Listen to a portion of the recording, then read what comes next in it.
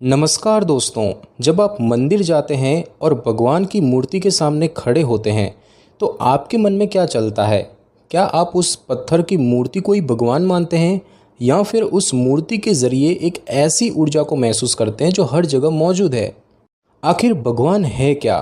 क्या वो एक रूप है जिन्हें देखा जा सकता है या फिर एक अदृश्य शक्ति जो हर जीव में, हर कण में समाई हुई है?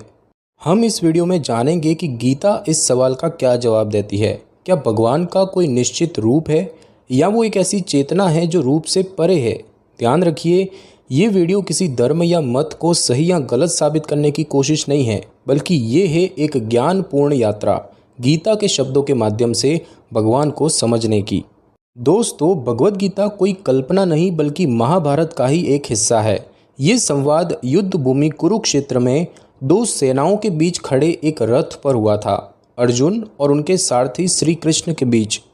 जब युद्ध शुरू होने ही वाला था तब अर्जुन ने अपने ही सगे संबंधियों, गुरुजनों और मित्रों को युद्ध भूमि में देखा और उनका मन विचलित हो गया। उन्हें समझ नहीं आया कि क्या वो अपने प्रियजनों से युद्ध करके धर्म निभा रहे हैं या अधर्म कर रहे हैं। इस गहरी उलझन में अर्जुन ने अपने धनुष को नीचे रख दिया और श्री कृष्ण से मार्गदर्शन मांगा, और वहीं से शुरू होता है वो दिव्य संवाद जिसे हम आज भगवद गीता कहते हैं।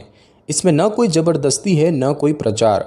ये एक मित्र का अपने मित्र को दिया हुआ जीवन का गूढ़ ज्ञान है, आत्मा, कर्म, माया और परम सत्य के बारे में। और इस पूरे संवाद में जो सबसे गूढ़ प्रश्न उठता है वो है भगवान का स्वरूप, कि क्या भगवान का कोई रूप होता है या वो एक निराकार चेतना है? तो आइए अब इसी रहस्य को समझने की कोशिश करते हैं। दोस्तों, भगवद गीता में भगवान का स्वरूप केवल एक सीमित रूप में नहीं बताया गया है। यहाँ दो प्रमुख दृष्टिकोण सामने आते हैं, सगुण और निर्गुण। सगुण का अर्थ है ऐसा ईश्वर जिसे देखा जा सकता है, जिसकी मूर्ति, स्वरूप या अवतार होता है। जैसे कि भगवान श्री कृष्ण खुद गीता में एक साकार रूप में अर्जुन को ज्ञान दे रहे हैं, मुस्कुराते हुए रथ पर खड़े एक मित्र और सारथी के रूप में।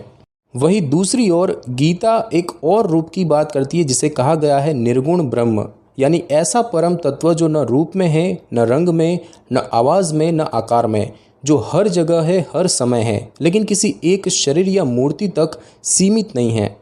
कृष्ण स्वयं अध्याय 7 श्लोक 24 में कहते हैं, मूढ़ लोग मुझे मानवी रूप में देखते हैं जबकि मैं अजन्मा और अविनाशी हूँ। यानी भगवान रूप में भी आते हैं लेकिन उनका असली स्वरूप उससे कहीं व्यापक है।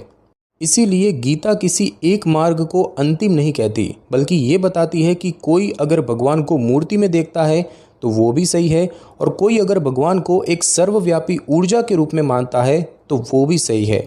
भगवान के दो रूप, एक जिसे हम देख सकते हैं और एक जिसे हम महसूस कर सकते हैं, दोनों एक ही सत्य की अभिव्यक्ति है, बस हमारी दृष्टि और भावना के अनुसार। दोस्तों, अब सवाल उठता है कि जो गीता का ज्ञान दे रहा है वो स्वयं कौन है? कृष्ण, जो अर्जुन के सारथी हैं, लेकिन क्या वे सिर्फ एक मित्र या योद्धा है या कुछ और कहीं ज़्यादा गहरा?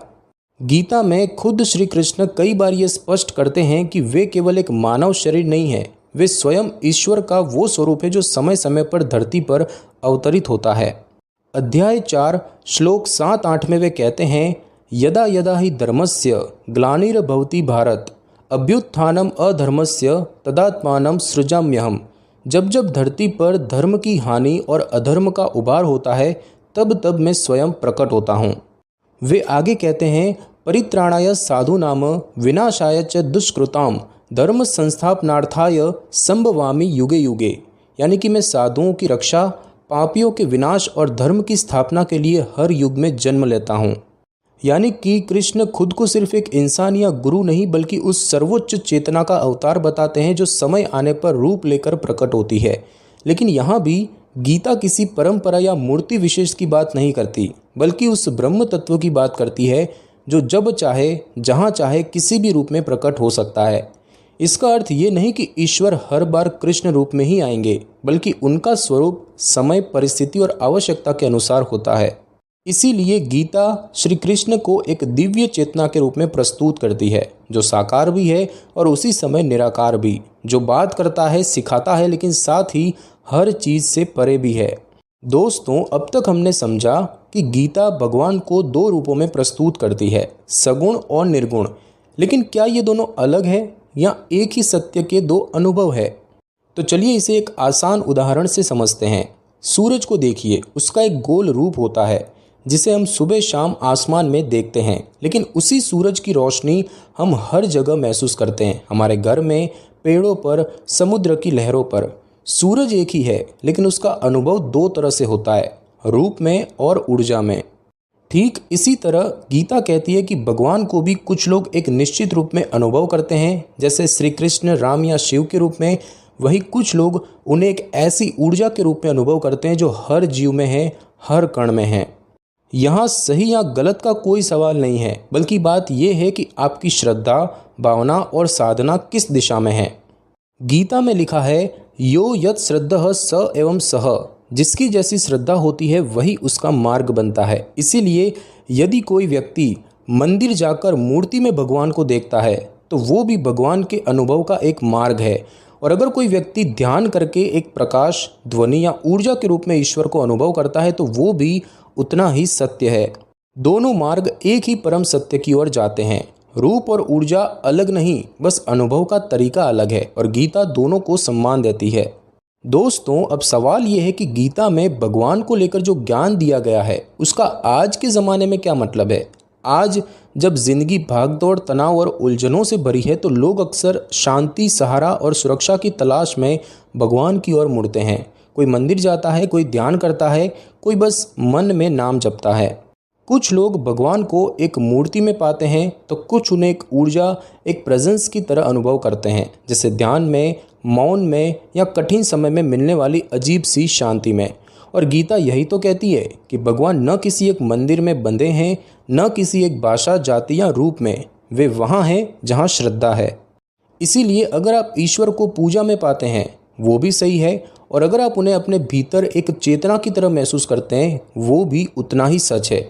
आज के युग में गीता का यही संदेश सबसे सशक्त है कि भगवान को ढूंढने की ज़रूरत नहीं, उन्हें बस महसूस करने की ज़रूरत है, अपने कर्म में, अपने प्रेम में और अपने अंतर मन की शांति में। दोस्तों, कई बार लोग भगवान के स्वरूप को लेकर दो ध्रुवों में बट जाते हैं। कोई कहता है भगवान तो सिर्फ मूर्ति में होते हैं, बिना पूजा पाठ के कुछ नहीं होता, और कोई कहता है मूर्ति पूजा तो बस अंधविश्वास है, भगवान तो केवल चेतना है। लेकिन गीता दोनों बातों को एक तरफा नहीं मानती। गीता न तो मूर्ति पूजा को गलत कहती है और न ही सिर्फ निराकार की उपासना को श्रेष्ठ बताती है। अध्याय 12 में कृष्ण स्वयं कहते हैं, जो मुझे साकार रूप में भजते हैं वो भी मुझे प्रिय है, और जो निराकार ब्रह्म की उपासना करते हैं वो भी मुझसे जुड़े हैं, बस मार्ग अलग है। यानी अगर आप भगवान को किसी रूप में पूजते हैं वो भी सही है, और अगर आप उन्हें बिना रूप के एक ऊर्जा या अस्तित्व के रूप में स्वीकार करते हैं तो वो भी उतना ही मान्य है। गलती वहाँ होती है जब हम अपनी श्रद्धा को दूसरे की श्रद्धा से बड़ा या छोटा समझने लगते हैं, जबकि गीता यही सिखाती है, श्रद्धा सच्ची होनी चाहिए, स्वरूप कुछ भी हो सकता है। इसीलिए ये जरूरी है कि हम अपनी आस्था के साथ दूसरों की भावना का भी सम्मान करें, क्योंकि भगवान किसी एक रास्ते से नहीं बल्कि सभी रास्तों से प्राप्त किए जा सकते हैं। तो दोस्तों, अब सवाल आपसे है, आपके लिए भगवान कौन है? क्या वो एक रूप है जिनकी मूर्ति आप रोज़ पूजते हैं, या फिर एक ऊर्जा जो आपके अंदर हर पल सांस ले रही है? क्योंकि गीता हमें ये सिखाती है कि ईश्वर को किसी एक सांचे में नहीं बांधा जा सकता, वो हर भाव में है, हर स्वरूप में और हर आत्मा में। जरूरी ये नहीं कि आप किस तरीके से पूजा करते हैं, जरूरी ये है कि उस पूजा में श्रद्धा कितनी है, प्रेम कितना है। इसीलिए हम यही कहेंगे, अगर आपने इस वीडियो से कुछ महसूस किया हो, कुछ नया सीखा हो, या अपने भीतर कोई सवाल उठा हो तो कमेंट में ज़रूर लिखिए। आपके लिए भगवान का क्या स्वरूप है? हम हर उत्तर को पढ़ेंगे और हर भावना का सम्मान करेंगे। और अगर आप ऐसे ही जिज्ञासा भरे गहराई वाले विषयों में रुचि रखते हैं तो ज्ञान तंत्र को जरूर सब्सक्राइब कीजिए। अगली बार हम फिर मिलेंगे एक नए प्रश्न के साथ, एक नई खोज के साथ, क्योंकि यही तो है ज्ञान की असली यात्रा, बाहर से नहीं, भीतर से।